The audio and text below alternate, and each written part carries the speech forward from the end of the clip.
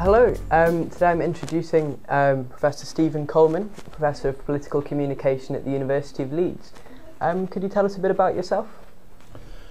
I work on political communication generally. I'm interested in how political messages circulate in society. But unlike a lot of people who work in political communication, who are really interested in how messages get from the centre or from the top to the fringes or the bottom, I'm quite interested in the other way around. I'm quite interested in more horizontal notions of communication, in how people are able to send messages to each other and to the people who represent them. Your seminar today is called A Pathology of a Listening Government, the Coalition in the Internet 2010 to 2013. Without giving away too much, could you tell us a bit about it? Well, I think that governments should not be judged differently from the way that we might judge supermarkets or the way that we might judge people who build houses for us. If they say they're doing something, we should expect them to do it. And we have governments who are constantly talking about listening to us. So one of the things that we might want to say is, well, how well do you listen? What do you use in order to listen well? What do you do as a result of listening? In fact, what do you think listening is? And my talk is all about what I would call a pathology of listening. That is to say, a breakdown of listening, a failure of listening, a form of listening that isn't really listening. And of course, I'm going to try to give some detail to that in relation to the current coalition government in Britain. But that's not because it's the only one that does it badly. It's because it's under our noses. Also, you have a particular interest in the internet. I was just thinking, if we had increased participation in democracy through the internet, what would be the actual policy outcomes?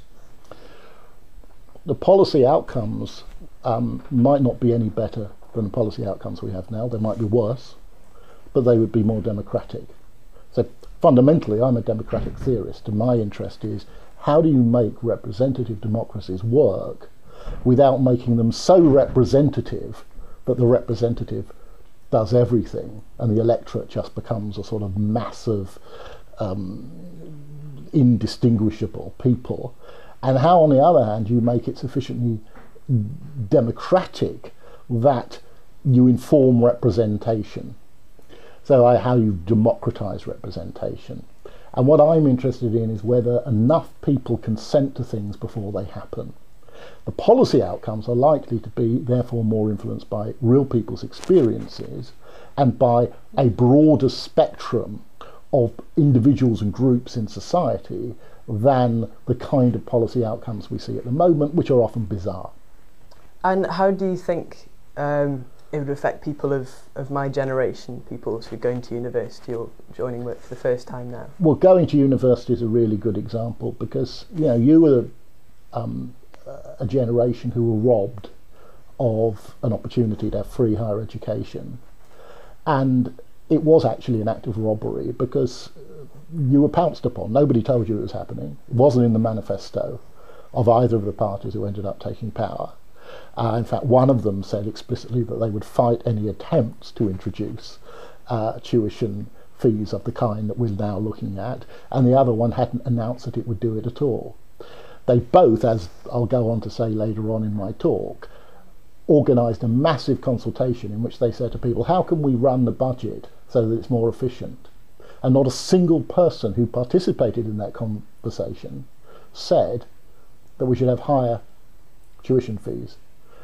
And government completely ignored what people said and decided for themselves. So I think what I want to say is that young people, whether they have just got the vote, whether they are coming to get the vote, whether they don't think voting is very important to them, have got a voice, they've got experiences, and it is vitally important that these are part of the circulation of serious ideas in society, and the internet is a very good way of making that happen. And of course it is already happening there within social networks, but very often it's happening in a way that is rather disconnected from any of the mechanisms and institutions of real power. And do you feel that it's been an issue specifically for the last 3 years, that government hasn't been paying attention, certainly in the issue of tuition fees, or do you feel this is a problem that goes back to the Labour governments and before then? Oh, undoubtedly. It's not simply this government, although I think there are different kinds of forms of pathology affecting different governments. And I'll tell you what I mean by that. I think the Labour government were kind of intuitively really keen on the internet. They saw it as being their kind of thing. It was a modernising technology. And then they were horrified by the consequences of using it. I think the current government has been far more cynical, and maybe this is what most governments are going to be like in future. They have used all kinds of rhetoric about the importance of the internet, whilst absolutely dismissing any kind of public voice that is appearing online. And I think from that point of view, there's a difference. But it's a problem of government. Elites don't like listening to non-elite people. They never have. And the technology isn't going to change that. Well, thank you very much. Thank you.